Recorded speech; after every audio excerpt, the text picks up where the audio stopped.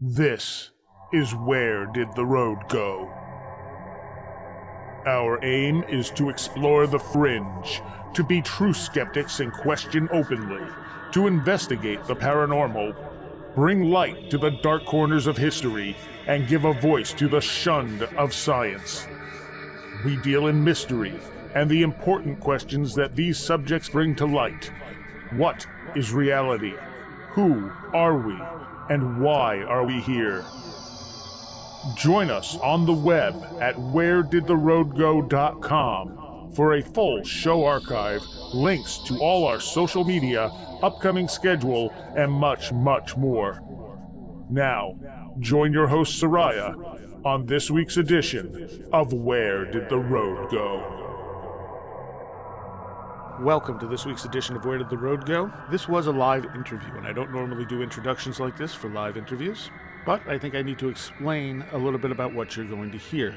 This interview was done with Peter Robbins on the whole time, and we brought in Ryan Sprague for a little bit to talk about the UFO Conference. The problem was that Skype was not cooperating at all. So, in the live broadcast, there's a little bit of us stalling while we try to get Ryan connected. For some reason, Skype refused to call him into the group. And then I went to a song and came back and had Ryan and wasn't able to connect Peter. So, instead of just leaving that all in there, I cut it all out. You'll hear the cut markers with little tone plays. That's what's been cut out. Nothing of any real consequence, just making it a more streamlined listening experience. There was no way to make the cuts seem natural, so that's why you hear the little intonation that you're going to hear. And, well, that's about it. Enjoy the conversation. You with us, Peter? I am indeed. It's weird not having you here in studio. Yeah, this is weird for us. As you know, yours is the only show in this period of time that I do live. The Opinions Express. You're in beautiful downtown Ithaca, and I'm in beautiful Enfield, not 7 miles away. But tonight I'm a little under the weather, and the weather is under the weather too. So yeah, it's like an endless. It's like an endless assault of cold and snow this February. It is. The ice age someday will recede back to Canada, and legend has it that spring will return. I'll believe it when I see it. Yeah, and I really hope it doesn't all melt in one day. Oh, God. That'd be a terrible tease, it's true. But next time you should be in studio. We tried to move this forward because of the weather, and it just didn't improve. No, it didn't. It didn't. It's pretty amazing, really. It is. You know, I try to keep in mind our brothers and sisters in New England, especially friends that I have in Massachusetts, Connecticut, and Maine in great part, who are under 7-8 feet. And, you know, it's just madness. It's just madness. And for those that feel that climate change is a myth, come on up here to visit us in the great Northeast. Well, you got to admit, though, it has been this bad before, just not in a long time. Well, you've lived up here a lot longer than I have, but certainly in the 10 years that I've been here, we've never had this much snow, and I don't think temperatures that have dropped down this low. And, you know, to continue on for a little bit on a non-UFO related note, my dad, who's been up here for about 20 years, is a meticulous record keeper, and he told me the other day that I think 4 years ago, the driveway of the house had been plowed twice. 3 years ago, like 6 times. Last year, 10 times for the whole winter. This year, 17, 18 times already. We're snowed in. It's just the way it is. And how many times of those were in February? Most of them? I think so. Yeah, it wasn't really that bad until it hit February, and then suddenly we got snow, and then more snow, and then more snow, and then lots of wind and cold and more snow, and it's like, come on, give us a break. It ain't doing that, unfortunately. Well, maybe by June. Anyway, Peter, what have you been up to since the last time you've been on? Well, mostly writing. This has been a particularly quiet couple of months for me, as sometimes the year starts out. I have not been down in Manhattan since just after New Year's, and usually I'm there once a month or so, at least once a month. But it's allowed me to persevere on a manuscript for a new book, go after more speaking jobs for the latter part of the year, work on some articles, editing a friend's book, writing a foreword to another friend's book, researching several projects, and doing an awful lot of radio, I must say. Oh, all right. Both Can you here go on. and in the UK. Can you tell us a little about the new book, or are you keeping that under wraps? I'll tell you very little about it. It's basically a double sort of strategy where I'll be taking a number of what I feel are some of the best and most important pieces of research that I've done over the years and adapting them for various size chapters, so to say, but interspersing them with more personal accounts, stories from the field, memories of working certain cases, key individuals I've gotten to work with, and go back and forth in a roughly chronological order, so that I'll be kind of working small picture, large picture, my experience and development in this work contrasted with, what I think again are some of the best research that I've done, and continue on in that spirit. So, yeah. All right. Well, that sounds really interesting. Yeah. I will keep you posted. I hope so. And your last book, Deception, is available on wheredidtheroadgo.com for free. Yes. It's one of two books that's up for free. That one and The Darwin Conspiracy by Roy Davies is also there if people want to download it completely free. Oh, that's great. That's great. Yeah, that book's impossible to find, so he just wanted it out there so people could read it. And kind of like yours, really. Yeah. So. Bravo. And you can also find your book. I have it up as a zip file, so people can get all the chapters as one. It's a pretty big file, but it can also be found where? All you need to do is go to the website of Phenomena Magazine. They're a wonderful monthly that comes out of Manchester, UK. Again, that's Phenomena Magazine. And once you are on their page, look for the box that says Special Reports. Click on that, and it will take you to kind of a cyber bookshelf, which has 7 book icons on it, and just download all 7 in order onto your PC, and the book is yours. All right. So those are your two options. You can get it, in individual chapters or as a zip off wheredidtheroadgo.com. That's great. So one of the things I wanted to bring up that I found kind of interesting is a couple of news reports that have come out recently. And the first one is that, they announced in big headlines that the Project Blue Book files have finally been released, but they've always been released. Why do you think the big deal all of a sudden, is being made? Is it just that the media companies don't have a clue, or are they playing some kind of game?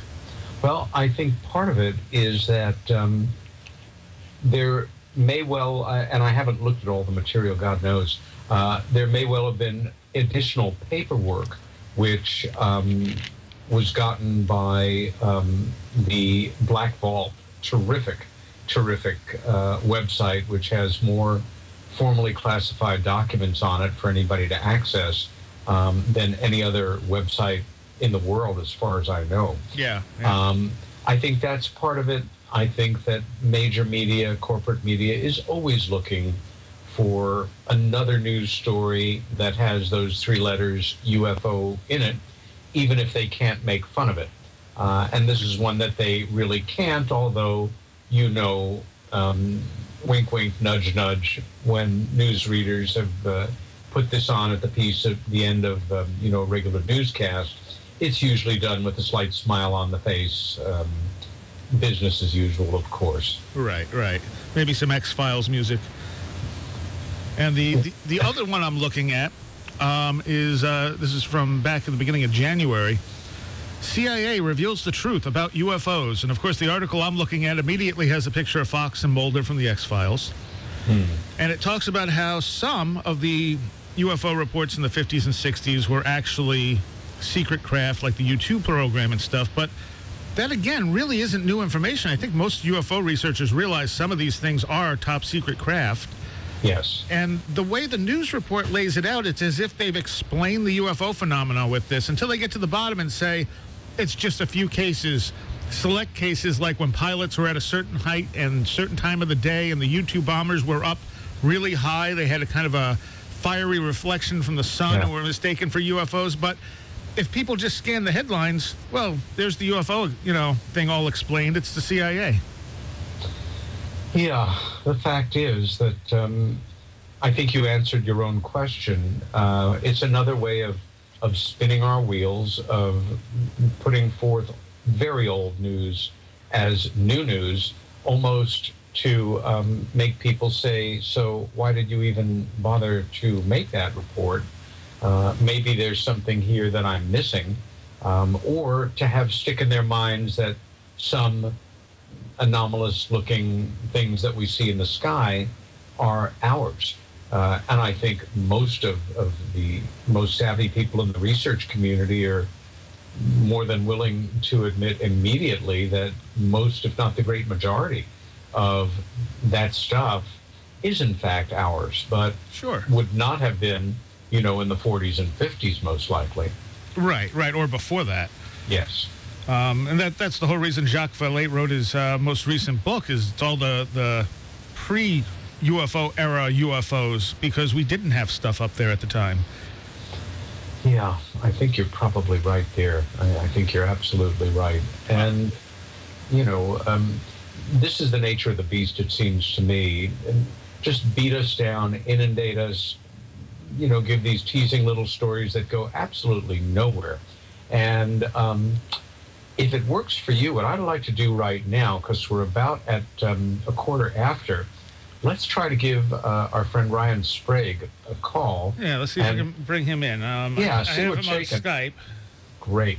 Because what's going on right now, for listeners that are not aware, probably the largest of our national UFO conferences is going on right now as we speak. That's the International UFO Congress, which takes place in Scottsdale or Phoenix, I forget the designation, every February for the past number of years. And I'm sure draws close to 1,000 people. Ryan is there right now.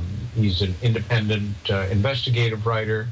Also, we share a great other thing in common. He's a playwright, an actor, and has been combining those two passions of his.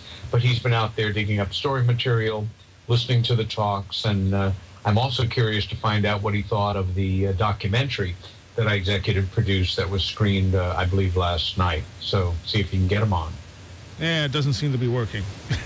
I'm hitting it, and it wants me to add a phone number rather than bringing him in like it should. So I'm not sure what's going on. Classic. Oh, thanks, Skype. All right. So I did have another question for you, and now I forgot what it was because I was playing with Skype. We were just talking back to you. We were talking about there was actually someone I was just talking to, just a friend who had a father in the military. And he had mentioned that when he was a kid, his dad was working all this top secret stuff and would occasionally tell him about it, even though he wasn't supposed to. And he thought, his dad was telling him tall tales of all this technology and stuff. And then 20 years later, he sees this stuff actually being rolled out and realized that his dad was telling him the truth. And who knows what they have now, that they're just not going to tell us, and they may never tell us. Well, yes, they may never. It seems to be the nature of the beast. It's really important to remember that, your story right there, I've heard variations of it for so many years from different people that I've met with credible, backing to their accounts, and often involving a parent who had worked in some classified area of the military. For me, one of the best examples is an aircraft that has been retired for some years. One of the most legendary spy planes of all time, the one that replaced the famous U-2, called the SR-71, Right. and affectionately nicknamed the Blackbird. This plane was designed in the Eisenhower era by Kelly Johnson, arguably the greatest military aircraft designer of all time. It came out of the Lockheed Skunk Works in California. It was tested in Nevada, and it was deployed no later than about 61 in the early years of the Kennedy administration. So first of all, let's remember we're talking about technology here that's well over half a century old. And the SR could climb at 10,000 feet a minute, could go Mach 3, could cruise at over 100,000 feet, possibly 120,000 feet. It had two pilots, NASA trained, CIA controlled, no weapons unless they carried sidearms, skin of titanium, again, 3 times the speed of sound, and could proverbially, with its great Hasselblad cameras, photograph a license plate on the ground in Russia at 60,000 feet. This is technology that is more than half a century old. And this is before the great digital revolution. This is analog technology. Where we are right now, forget about them, I think it is almost impossible to imagine, even if you have a technological background. Yeah. And that is a really important thing to keep in touch with in seeing the world in perspective, for sure. How you doing, Ryan? I'm doing good, man. Skype is not cooperating. I don't know why it's being so stubborn. You're nice and clear, though. Well, thank you. You want to tell... I took a lot of voice lessons as a child. Well, your connection is nice and clear, is what I mean. You want Okay. to tell people a little bit about where you are? Sure. I'm currently in Arizona, in Phoenix area. I'm at the 2015 International UFO Congress. We're about 4 days in now. We've got one more tomorrow, and I head back to New York City. But it's been amazing. Huge convention. You know, we've got over 25 speakers of all types, abductees, experiencers, researchers, scientists. We even had Bob Lazar here today from, the famed whistleblower of Area 51, right, who did a question and answer with George Knapp, the award-winning reporter, which was absolutely amazing. Lazar hasn't spoken about Area 51 publicly in over 25 years, and I was one of the lucky ones to hear it live, so I feel very fortunate for that. So very exciting. All right. And, I saw you posted a picture about that. Yeah, I've been posting like crazy as of late, just trying to let everyone know what's going on here, those who couldn't make it. But yeah, it's been very exciting. We had a Zuni Pueblo Indian here, Clifford Mahudi, who talked about the Zuni Pueblo tribe and their connection to the Star People, which was absolutely fascinating.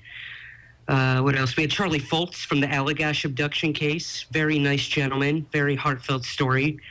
Had a lot of evidence to back it up too, so very awesome. And yeah, it's just been a whirlwind, my friend. All right. For some reason, I'm exhausted. I bet. Hello, Ryan. Hello, Peter. Hi, Hi, Soraya. Yay. We did it. You're both on at the same time. Yay! We did it. Oh, okay. So, one of the things I wanted to touch on, and it's perfect with you being where you are right now, Ryan, is kind of the state of the UFO field in general. Mm-hmm. What are your feelings about it, especially being at the UFO Congress? Mm. Oh, yeah. I mean, I mentioned earlier some of the people that we have here, but the thing I've noticed most this year, Soraya, is the amount of younger people. It's absolutely incredible how much it's changed from one year to the next. I mean, there was an influx, but it looked like a Comic-Con here, and I'm not talking about people dressed up. Great to hear. Yeah, yeah. It was absolutely fascinating. I mean, granted, we had Bob Lazar here. That could have been why. Sure. We had some younger speakers and whatnot, but it was so exciting, just seeing them come in droves and just, looking up to the to some of these researchers. Yeah. So I would say the state of ufology, it's in a healthy place, but I think there are still a lot of things that need to be done. A lot of misconceptions, a lot of people now using the internet and not quoting their sources, not knowing where they're looking, and not knowing where their information is coming from. We're bombarded by it constantly. So yeah, if I could say anything, it would be that we need to really focus on our research, the credibility of our witnesses, and really get down to those nitty-gritty questions. Not get lost in the sensationalism of it all, and get the facts, get the evidence. I mean, that's what we need. And Peter, what do you think?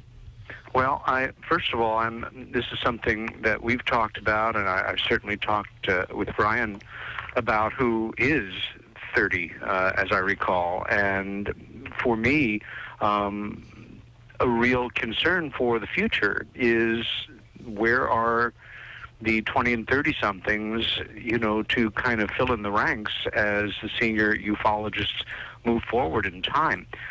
This is a wonderful thing to hear.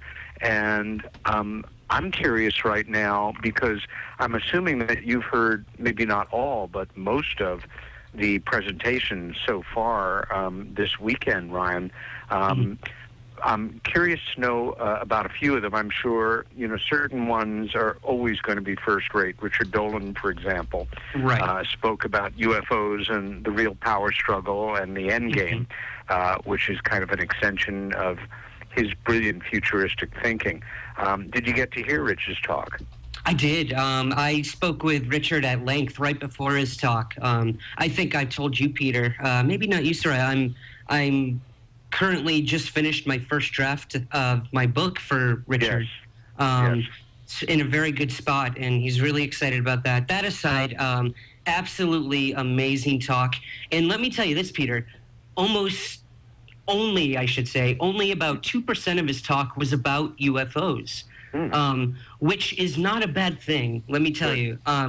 Like you said earlier, the power struggle, the class system that we sort of hold ourselves at as a society, and how this may affect us moving into the future, and what that might say about the phenomenon itself.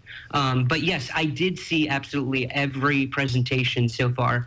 Working backstage, I've been, putting the mics on everyone and making sure they sound pretty. But yeah, I'd be happy to answer anything about any of the speakers.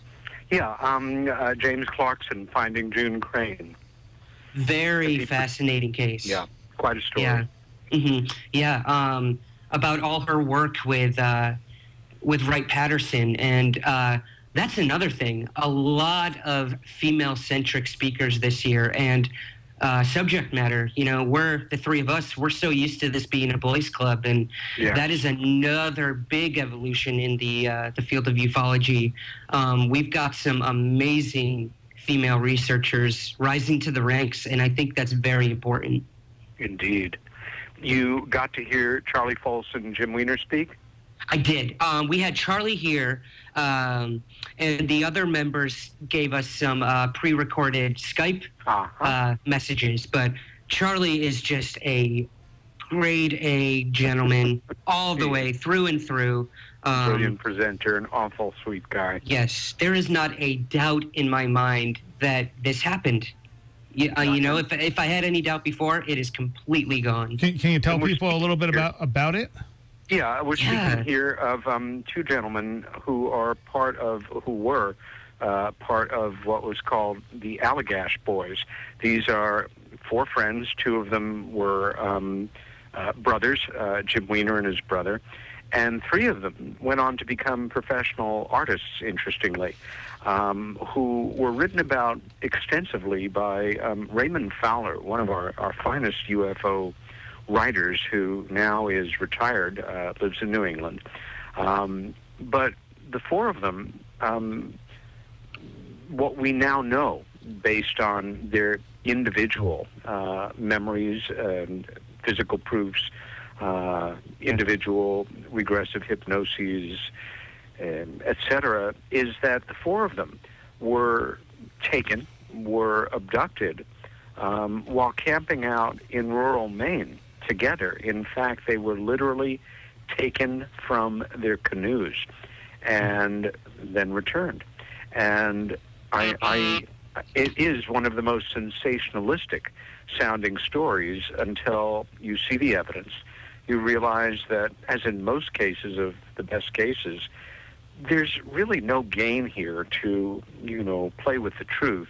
I think none of these people would have liked these things to have happened to them, but their presentation is so human and so down to earth. And again, because we're dealing with professional artists, they were able to illustrate it in a manner that is so personal and so affecting that it's really hard to compare to other presentations. I just find it one of the most important cases, certainly one that's, again, belief almost doesn't enter into it. If you study the evidence, it stands on its own very strongly.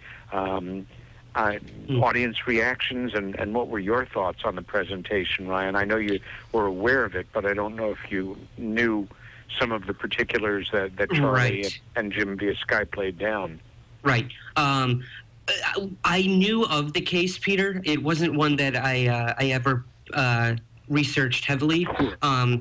But that being said, the evidence, like you mentioned, was there. It's there. I don't know what else people need. These men, the way that their lives changed after this event is just astounding and unprecedented. Like you said, the artists that they became afterwards begs the question of whatever happened to them. What did it open up in these men, and why? Absolutely incredible. The crowd loved it. Charlie, he couldn't get out of the conference hall afterwards. Just droves of people coming up to him. And like I said before, younger people. Yeah. Just incredible. That is so good to hear. You heard Thomas Reed's presentation. I did. Again, very, very intriguing. What I'm finding with a lot of these experiencers, Peter, is just how gracious they are to be given this platform to tell their story. And we wouldn't be having them here at the conference speaking in front of, 2,000-3,000 people if they did not have evidence to support it. And that's something I strongly respect Open Minds Production, who put on the conference. That's why I respect them. They get people who they know can back up their claims. Yeah. And Thomas, just, again, another case of mass abduction, more than one person at once. That was a big theme this year. Yeah, and in the case of Thomas's presentation, we're talking about a family history, also going back almost half a century, with some very dark aspects to the case in terms of foul play and officialdom, also brilliantly well documented. I'm not sure if he's spoken yet, but taking it in another direction, somebody who I just think the world of, Clifford Mahudi, who is a Zuni Pueblo Indian elder, yes, who talks in very grounded terms about the Indian people and the UFO connection in a way that is not hocus pocusy, but really I found very compelling, and also a remarkably sweet guy, very, very powerful presence. Mm-hmm. Yes, I had lunch with him yesterday. Oh, good. I did. I couldn't pass it up. Yes, like you said, again, through and through, just a true gentleman, and he knows what he's doing, and he knows why he's here, and he's representing a society that we often forget about when it comes to this topic. The most ancient and the most, down-to-earth people we can think of are the Native Americans, and just absolutely incredible. do me a favor. If you run into him tomorrow, take some personal business on everybody else's time. For whatever reason, in the wonderful world of technology, my emails to him have been bouncing back to me. So please send him my love and best wishes and tell him I'm working, trying to work out a way to have a friend. Yeah. Forward them to him to see if we can get him. Joan Bird did a talk on Montana sightings and beyond. Did you get to hear that one? I did. I was in and out for that one, but what I did hear, again, just absolutely fascinating. Because she's a zoologist, and that fascinated me. She took a very, very interesting stance on it. Sort of, how would I say this? Connecting it to the very human side of the phenomenon.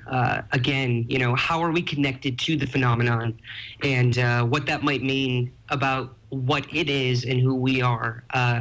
Such a very articulate woman. I wish I was being articulate right now. You're doing great. I'm trying. I'm going on about 10 cups of coffee. Yes, that is the fuel for an event like this. Oh, yeah. A couple of more questions about specific presentations. Chris O'Brien on the cattle mutilation mystery. Yes. That one was right after I ate lunch, so that wasn't not the best idea. Good. Hope you had beef. Forward. I can tell you right now, I'm definitely going to be a vegetarian. Sounds about right. Yeah. Wow, that's a powerful talk then. No, just absolutely...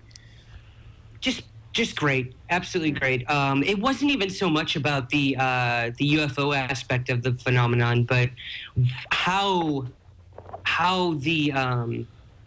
cattle have changed throughout history, and what we have done as humans to these cattle, and moving forward, what that might mean, and why this is happening, and why it is happening on such a grand scale, and some of the evidence, some of the pictures he showed, these incisions that have been done during these mutilations. Oh, yeah. He's interviewed over 20 surgeons who say that is absolutely impossible to do without some sort of laser or the finest hand in surgery. So it really begs the question as to why and how is this happening. And that's also what his rather epic book does, too, is go right from the very origins of us domesticating cattle up to the present day. Yes, yes. Which is also why it's like 600 pages long. Yeah, it's a monster. Really interesting. I'm actually waiting for a copy right now. Mm-hmm. I wanted to kind of end this round, and of course we can't get to all the speakers, but one of the biggest draws, maybe the biggest draw of this conference, is an individual who really has earned the title of legend over the past few decades, and that is Mr. Robert Lazar. Bob first burst onto the scene, I believe, in the late 80s as an individual with a credible background, according to many, in the physical sciences, certainly what he needed to have worked in classified work at the time, who alleged that he had worked out at S4, at Area 51, and gave certain schematics, was in a way the flavor of the month, so to say, was reviled, attacked, made fun of, and basically disappeared at a certain point. But for many of us, everything that could be brought forward to discredit him was countered by authentic aspects of who he actually was, and the fact that he might well have been what he purported to be. Mm-hmm. Some months ago, he was interviewed on television, and it was really a breath of fresh air to see him as a real adult, and not, sort of a skinny late 20-something, early 30-something.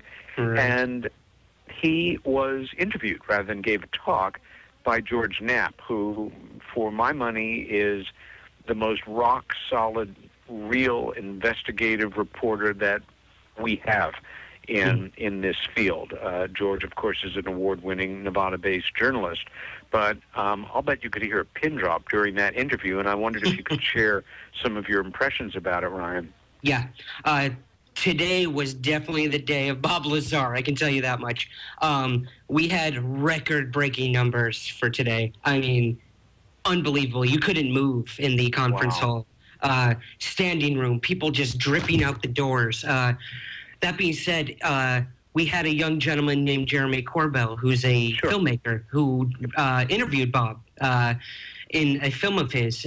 So Jeremy spoke first this morning, followed by George Knapp, who gave a incredible talk about Lazar. And then we had him. We had Bob. And I will tell you this. We were very nervous a couple months leading up to this event when we announced that Bob was going to be here.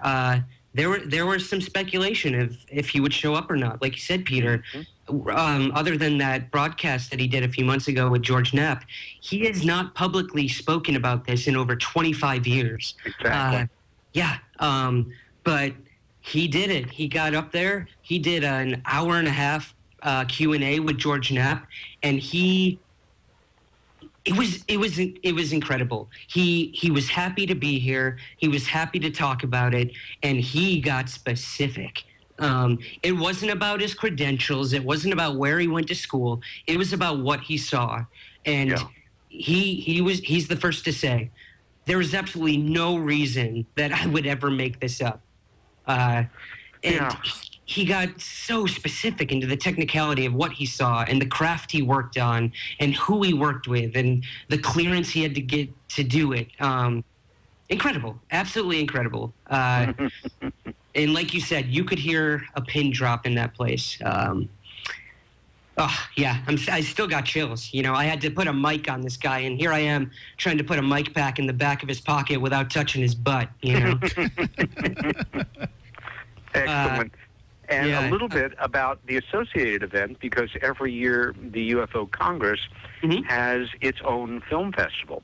Yes. And some thoughts, impressions on that. I don't know if you knew this, Peter. I co-run the film festival. I've been doing it for the past 3 years with a wonderful lady named JK, who has been running the festival for I don't even know how long. She's been doing it back when it was still in Laughlin. But we had some amazing films this year. The quality and the production and the content were astounding. And we just, I can tell you some breaking news. We just had the EBE Film Festival Awards. Oh, yes. And, you know, along with your many credentials that you hold, Peter, I can now tell you that you are now an award-winning producer. Travis, the film that you produced, Travis, on the Travis Walton case, swept the EBE Awards. It won Best Film. Wow. It won the People's Choice Award. So nice. Yes, I got to pull Jennifer Stein aside for a little bit and talk to her, and she could not be more happy. And congratulations, brother. What an amazing film. I don't know how much time went into that, but it was well worth it. That is, of course, the best news I could hear. And Jennifer really spearheaded it. For me, I was associate producer, but that woman put her heart and soul into it, and we had Travis to work with in every possible way straight through. But for me, what's most important about it is it's not just a really great feature-length UFO documentary that, and I think now I can say it without feeling awkward because I'm not an objective player here, that holds your attention from the moment that it starts until it ends, that it's a great documentary, which is more important, and that it has a chance to really make its way out into the world of people who wouldn't look at a UFO documentary if you paid them normally. That's wonderful to hear. Wow, you made my night. Good, I'm glad. I mean, this, like you said, Peter, I mean, we've got Fire in the Sky, but we all know the story behind that, how hyperinflated that was. Travis finally got to tell his story in a feature-length documentary, and that's never really been done. So kudos to you, my friend. We had a short film win about the Maury Island case, which was very interesting. Oh, yeah. Cool. And what else? We had Roger Lear won our Lifetime Achievement Award. Oh, Very touching. Yeah, Yvonne Smith accepted the award for him, and Good. there was not a dry eye in the banquet hall. He was a great guy, and one thing you get a kick out of, because of course I had mentioned before to Soraya that one of our common loves and passions is live theater. Yes. And we both done our time in it and continue to. And years ago, it must have been about 15, 20 years ago, Roger came to New York and gave a talk for the Intruders Foundation. And it was when I was managing, I don't remember, but it was an off-Broadway play that starred Geraldine Page. And I got him and Bud, who used to come to every play that I managed. The two of them came and then backstage after the show and partied with the cast after. And Roger was just on fire, center of attention, women all over the place, absolutely regaling them with stories, and they him. It was just one of those wonderful, wonderful nights. How wonderful that he received the award this year. That's great. That's just great. It couldn't have gone to a better person. Yeah. Wow. Yeah. So what's next on your plate? I mean, what happens? Boy. Tonight, you head back downstairs and hang I'm gonna out. head back down. Unwind a little bit. We'll leave it at the PG-13 version. That sounds good. Yeah, and then tomorrow we've got a panel discussion on whistleblowers. We're gonna have George Knapp. Who else is on that? Oh, an interesting gentleman named Mark Pinkington, I believe is his name. He's a gentleman who wrote Mirage Men and made a film about sort of the creating mythology. And Peter, you'll know about this, the act of deliberate deception, if not disinformation. Yes. Very interesting. His talk didn't go over so well with our mostly believer crowd, but again, we need a healthy debate, and we need to keep this thing balanced. So I'm glad they invited him here. I am sorry that Larry Warren couldn't be there for this one. He would be ideal for the panel. Oh, he would have been perfect, yes. Oof. I imagine some fistfights breaking out on that one. Yeah, well, that would have been warranted for sure. Listen, my friend, we really appreciate the time that you've given us tonight. And oh, my gosh, my absolute pleasure. Please, any of my friends that you run into are friends, please send them my love and best wishes. If you see Jennifer, tell her that you told me and that I couldn't be happier. And wow, and Evie, which, by the way, folks, an Evie... Two of them. Weighs about 15 pounds. It is the same size and scale as an Oscar. It is a gold, gray alien holding a movie camera on a beautiful base, and they're hysterical. And you could easily a murder weapon in a good drama for sure. Oh yeah, Clue style. Yep. That's great. Wonderful. All right, gentlemen. Wonderful. Well, thank you so much. Okay, Ryan. Big hug to you. Thanks a lot, and have a thank great you, Ryan. Thank you, Soraya. Have a great night, guys. Enjoy the rest of the show. Yep. Bye-bye. Bye for now. All right, so that also kind of brings me up to one of the other questions I wanted to throw to you, Peter. Yeah. And initially, when we set this up, I was trying to get Mr. Paul Kimball on to discuss this because he and Greg Bishop and even Micah Hanks have kind of called for this, like, throwing the whole UFO thing out of the water and starting from scratch again. And they honestly, they do make some good points, but I don't know that throwing the baby out with the bathwater is necessarily the right way to go. And I had really wanted him to come on and actually debate this with you, but he turned us down. What a shame. You could have asked Micah, who's a good friend, let's face it, there's a lot about the field that could use some regrooving and replumbing and reevaluating, no question about it. In fact, two friends of mine had a radio show that ran for a while slightly tongue-in-cheek, but not fully, called Ufology Must Die, which I found very entertaining. And, yeah, that is a shame that Paul is not interested in discussing or debating that. But, yes, you do bring up a very important question. I think, you know, Ryan's essentially report from the field tonight shows at its best that ufology is alive and well in certain respects. Right. Contributions are continuing to be made by people worthy of our respect and admiration. But, boy, you know, we could devote easily several shows to this, but my first thought is the advent of the Internet is such a double-edged sword, and it's certainly not just to do with our subject at hand here. With the push of a button, you know, you type something in and you hit send, and in a moment or more, you get information on the most arcane, bizarre, reclusive, most controversial subject imaginable. And sometimes it's of real value. Other times it's, you know, stuffed full of cotton wool with little button eyes sewn on it, and it's pure crap.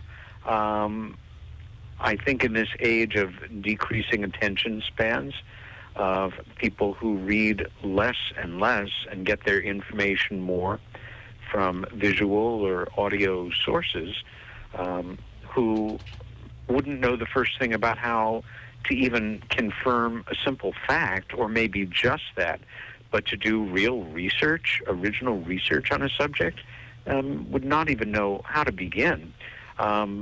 The field of serious UFO studies has suffered a lot of shots, and also the gargantuan personality conflicts, the soap operas, the dramas, the infighting, add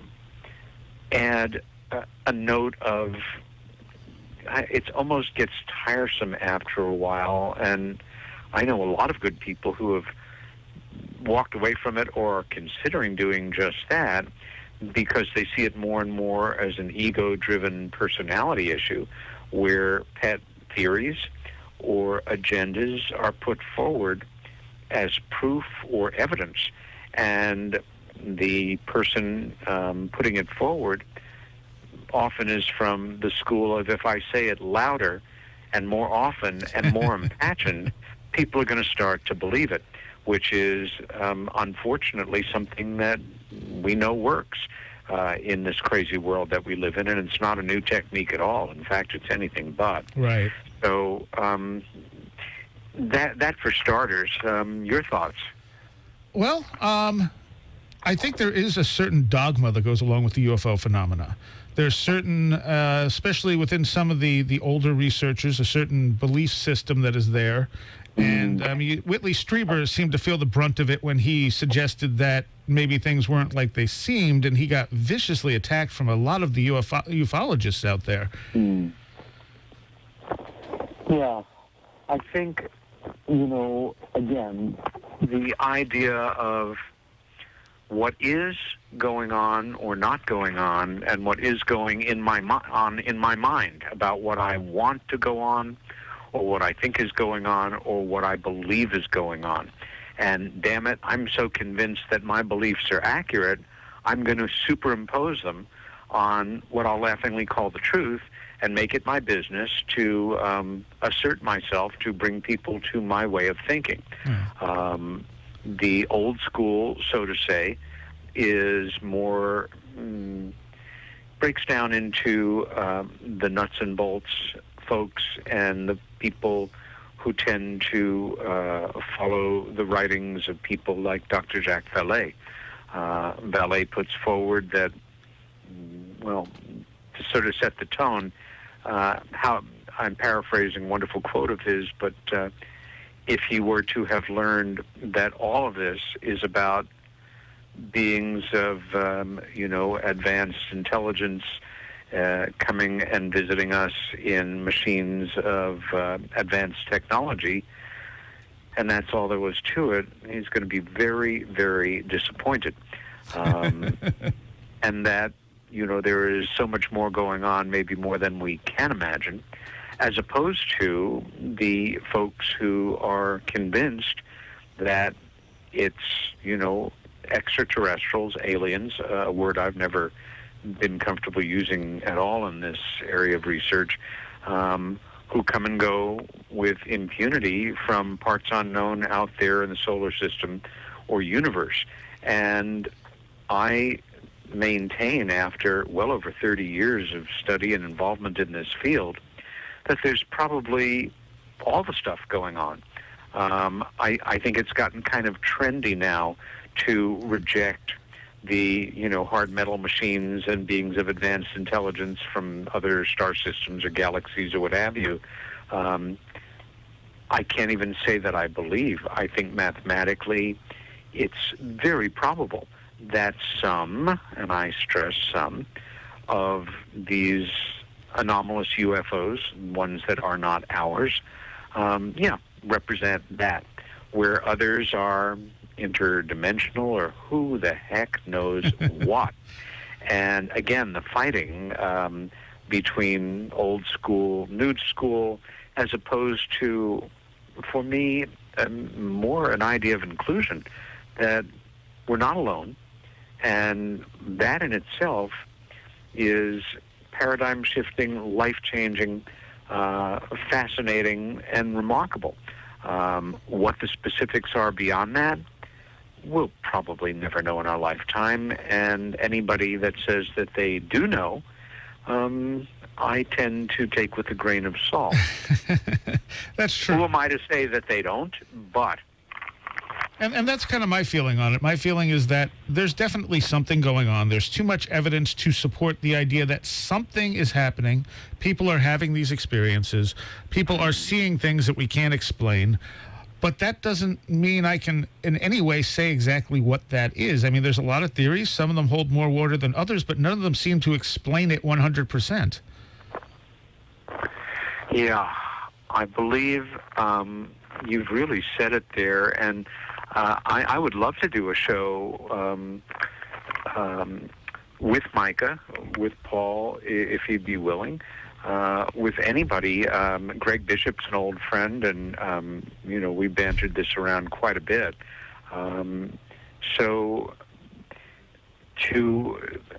I think it's a shame when people don't want to debate these matters. That's how we grow. Yes, absolutely. It's another thing that I have a problem with, that there are fewer and fewer people in the field who really welcome that spirit. And I'm not talking about arguing or, yelling at another person. I'm talking about debating. I think one of our great masters in that, for me as a model, is Stanton Friedman, who I used to joke with him about when our friendship was strong enough that I could, imagining him as this, rather intense, nerdy kid in high school who, was on top of the debating team. And he said he definitely was. To be able to argue your points in a respectful and engaging manner that's informed, that's lively, that you learn from, that the people listening learn from, should be part of what it's all about. Yes, absolutely. And to what degree do you think that, hoaxes and disinformation have kind of poisoned the field? Well, I think hoaxes per se are a relatively small portion. Certainly, the famous ones get known. Certain aspects of the Maury Island case, one of our earliest UFO accounts going back to the first weeks of the so-called modern age of UFO sightings in the summer of 1947, as aspects of it.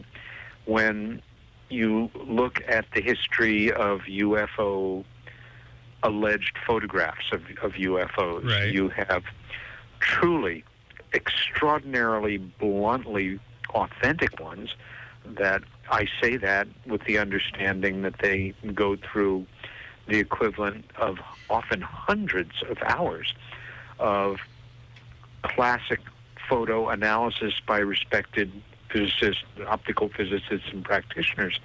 I put in that category in the golden years, so to say, the Trindade Island photos taken in 57 or 58 during the International Geophysical Year of these disc craft photographed from a Brazilian naval vessel with, I think it was a Pulitzer Prize-winning photographer, several hundred Brazilian sailors who were observers, and who all testified to the fact that a disc of appreciable size went over the ship at a time, we still don't have disc-shaped craft that we know of. Right. And I would question whether or not we do. We back engineering and all, and again, this Bob Lazar case being a case in point, but also the Trent family photographs taken at McMinnville, Oregon in May of 1950. Same thing in a way, except a different kind of provenance. The husband and wife, probably high school educated farmers. She called in as a disc shape was going over their farm in a beautiful part of Oregon. He came out with a Kodak camera, and I think they got 2 or 3 photos, which then went through every kind of photo analysis imaginable. They were not copywritten by the Trent family. They ended up in probably hundreds of UFO-related publications over the decades, Life magazine. They never asked for or made a cent on it. These are very important things in terms of character.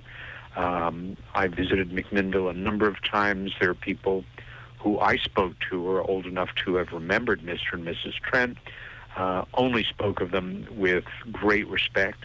Family still lives there, are well thought of. Those are examples of really quality UFO photographs.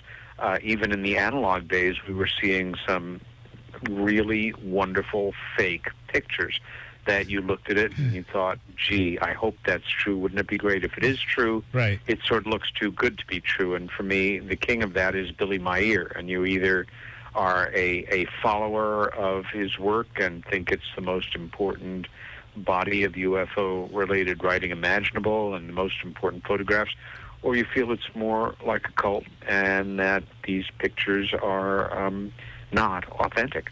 Right. And I know a lot of people who I care about, who are very smart, who I consider friends, who I disagree with this on diametrically. But now, with the advent of Photoshop, you can burn people out on this crap.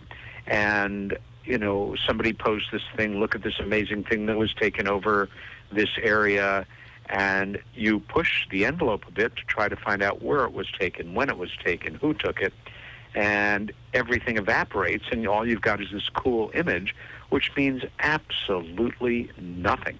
And you see, it's like the crop circle phenomena. There are people who refuse to believe that there's anything anomalous about it when there is overwhelming amounts of evidence. The reason for that has been a brilliant assault by certain people within British intelligence, the British Ministry of Defense itself, certain useful idiots in the media. Of course, most of these things, perhaps at this point the huge majority of them, are not authentic in that they're authentic crop circles, they're manufactured, but by people working on the ground as opposed to a boom and it's done. And even then, we still don't know who did it. But again, the ridicule factor that we've talked about a number of times, Soraya, that it's more important for me not to look silly being caught believing something where there's been, some fakes in the field and, people are going to laugh because I think that's real, as opposed to I've studied the evidence and I know that this is a real phenomena and these things happen, even if there are fabrications. And this is a brilliant way to divide and conquer, to tire people out, to have people who really have been in the field and trying to do good work for a long time burn out, or to become figures of ridicule, or be reduced to, just arguing and defending their points rather than doing the work and presenting it in a way that brings serious attention, as it should be brought, to a very serious situation. All right. You're listening to WVBR FM Ithaca. This is Where Did the Road Go? We're talking with Peter Robbins for a few more minutes here. And, I think the number of fake UFO videos, I just saw one the other day, someone posted warning people that these people post fakes with a little gray alien hiding under the car as these people drove down the road. And I know there are going to be people who will see that and just believe because they want to believe it. Yes. But I looked at it, and it just looks so fake, so bad. There's another one with the alien in the field where the guy's like, oh, it kept coming up to the house, and finally I got it on video, and it looks like a plastic toy that someone's holding up in the field for a second. Oh, exactly. And, you just reminded me last night, kind of half on a lark, I had borrowed from my brother-in-law's very extensive DVD library the first season of The X-Files. And last night, by chance, I watched the pilot. And very well constructed. Started off rather, quiet. It's the one where Scully and Mulder meet. She's assigned to work with him.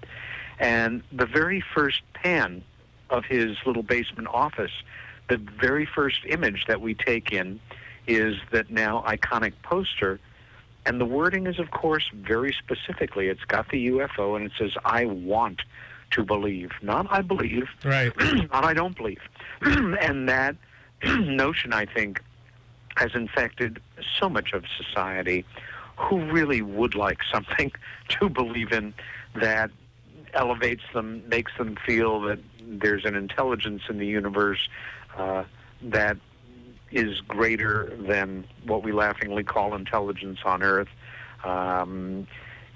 In fact, it's something that's been discussed for so long, the possibility, the fact that there are people that substitute mystical beliefs or, New Age longings for the formal religions that they did or did not grow up in, right? Which is another double-edged sword. For me, there is spirituality, there is organized religion. Find your own bliss, find your own happiness. If you can find it in one of the world's great religions, good for you. If not, take the values, the best of what you can find in the theological world and the secular world, and, live the best life that you can. But this desire to, again, I want to believe. And so many people, they get little snippets of it.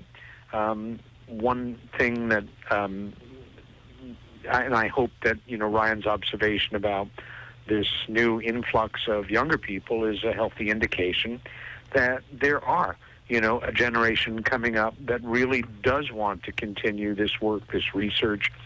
Maybe they just rather, be entertained by the old timers, but I'm hoping that it's the former. And if so, that they, how can I say, that the process continues to try to understand, disseminate the wheat from the chaff, to not be taken in by hucksters or snake oil salesmen or people who are trying to sell you their agenda or their belief as empirical fact. And, a couple of my favorite of the nonsense aspects of it are people that give you a specific number. There are, 83 alien races that are visiting this planet, which there is no way of knowing a number like that, or that all alien abductions are good.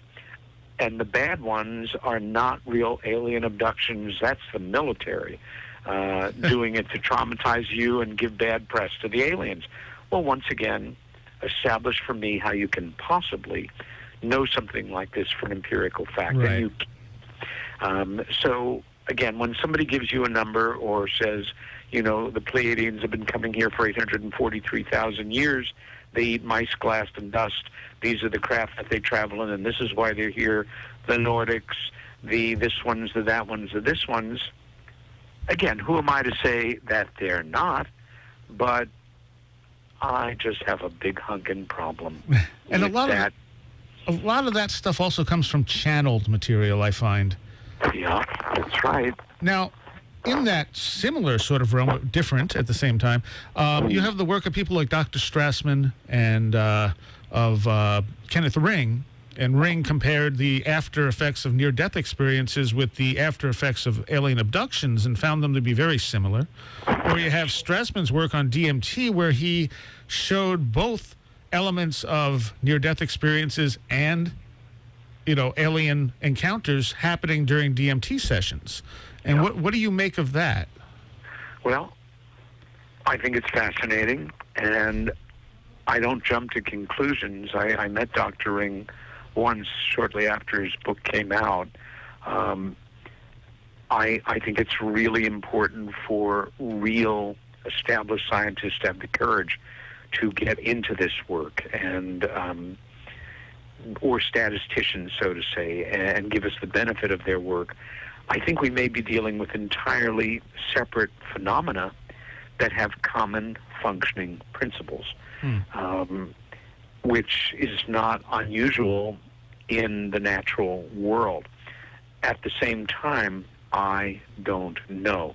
I know that having had the privilege of working so closely with Bud Hopkins for so many years, and in the process of those years, getting not just to meet and hear the accounts of and spend time with, but seeing, in many cases, actual physical evidence associated with abduction, whether it was implants, scars that appeared on the body overnight, accounts, very believable accounts of other people, witnesses who were partial witnesses or witnesses to events that they had had, or in some cases had the privilege of spending time or meeting with the mental health professionals or physicians who also had worked with this person and backed up their claims of, with extraordinarily unusual, anomalous health histories or what have you. But when it became kind of chic to say, there's no such thing as abduction, it's sleep paralysis combined with an overactive imagination, I thought, how insulting to these people that have been through this to dismiss it because you refuse to look any further than that, and you're very uncomfortable with the possibility that this is actually happening, but much better to dismiss it in kind than to look any further, because, yes, it is very anxiety-provoking for sure. Sure, absolutely. And I also think the work of Patrick Harper is very interesting, where he postulates sort of an in-between state between the purely mental and the physical world that kind of interchanges. And to me, that defines the UFO phenomena. It seems like there's a sort of mental, I don't want to say hallucinatory, totally real, but not quite in this physical reality sort of thing going on, as well as after effects that happen in this world. Yes. And the other thing I wonder, too, is if something happens in an altered state, a real, and by altered state, I don't mean hallucination, I mean us tuning into something that we don't normally have access to. So if that happens, how much power does the brain have to create a scar on the physical body, for instance, that it believes it has from that non-physical state? Well, that's a very important question. My first thought would go to that small but very well corroborated group of individuals that are mostly concentrated in the Philippines, as I remember, who at Easter time manifest the openings in their body at the signs of the cross. Right, the stigmata, yeah. Yeah, I think that's probably rarer. And again, for a individual, I think it's rarer than the abduction phenomena. And in those cases, the body producing, a perfect scoop mark where tissue is removed, or a subcutaneous, insertion of something maybe no bigger than a grain of rice that is designed to track or what have you. Again, for anyone that is not comfortable accepting that such things happen in our increasingly technological society, and where the line between theoretics and actuality seems to get thinner, even in some of the most extraordinary aspects of technology, you can talk things away a lot better than we used to. There was an article that I don't remember where I saw it in the last 2 weeks about advances in very terrestrial implant technology that is now smaller than it's ever been, that we are going to be seeing over the next few years. I am convinced a wholesale push to sell mostly people of means and movers and shakers in the world, but it will work its way down as things do. The idea that you can have, your entire medical history, your banking history, your credit cards, all in this tiny little thing that's just inserted under your skin, and you don't have to scan a tag that's on your keychain. You can just wave your arm. You go to the hospital. You don't have to, even if you're unconscious, they've got your history right there. If you're a person with a lot of money and you have a child and you're concerned about them being kidnapped, you can now essentially LoJack your child, right, follow their movements, and, send in the troops, private or public, blah, blah, blah. Of course, you want to do it to every convicted criminal in the world. And for a lot of people, they're going to be sold on the idea this makes all the sense in the world, and it's just the way of the future. And, who needs money? Who needs credit cards? Who needs little scanning things? It's all so simple if you trust the system. Yeah. Well, there's the key, if you trust the system. And unfortunately, all systems eventually become corrupt. No matter how good the ideals are, someone's going to find a way to rig it. Yes, and, download you and strip you of all of your information, or identity theft will take on a whole new dimension. True. Well, we're just about out of time. Is there anything coming up you want to tell people about? Yeah, I'd be glad to. Right now, I see that the second 2/3 of my year is going to take off like a rocket here. But some of the high points right now, working with some organizers on a speaking tour of Texas coming up probably in April. In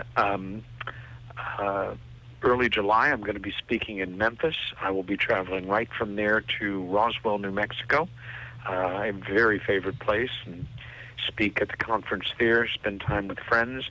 Other conferences this summer as well, but starting at the end of the summer with the Experiencers Speak UFO Conference in Portland, Maine, one of the most remarkable ones in that it's almost all experiencers and abductees and a few folks like me.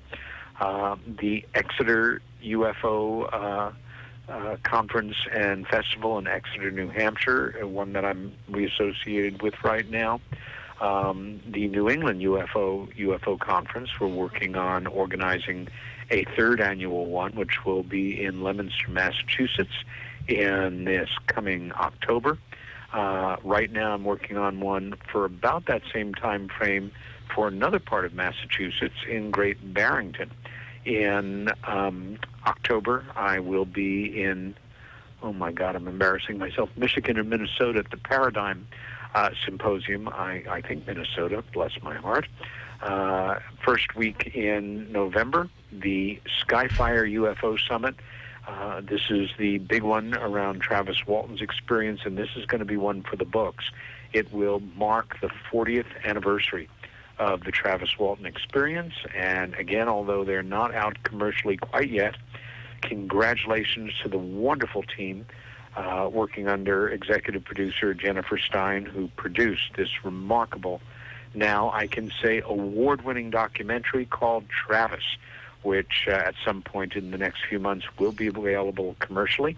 And we're now arranging screenings of it around the country over the next few months. But wow, thank you for all the people that voted for that wonderful documentary and made my night. And congratulations on that, Peter. Thank you, sir.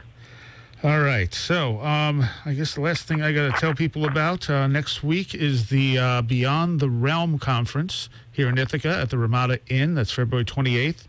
Lorna Reynolds is going to be running it, and most of the guests are going to be up here afterwards to talk to us. So there's a bunch of different people. Look for it on Facebook. And, and I'll be part of a paranormal roundtable on that at, I believe, 5 o'clock. I'm just looking up the info right here. Along with Peter Canellis and some other people who, again, will all be up, hopefully all be up afterwards. 5 till 7 p.m. It will be a paranormal roundtable. So it's only $10 to join the roundtable and be a part of that at the Ramada Inn here in Ithaca for those of you listening locally and interested in past lives and ghosts and things like that, because that's where it's going to focus on. All right, Peter, so we will see you again in a few months. You bet. And in studio, hopefully next time if the snow melts. Yes, definitely.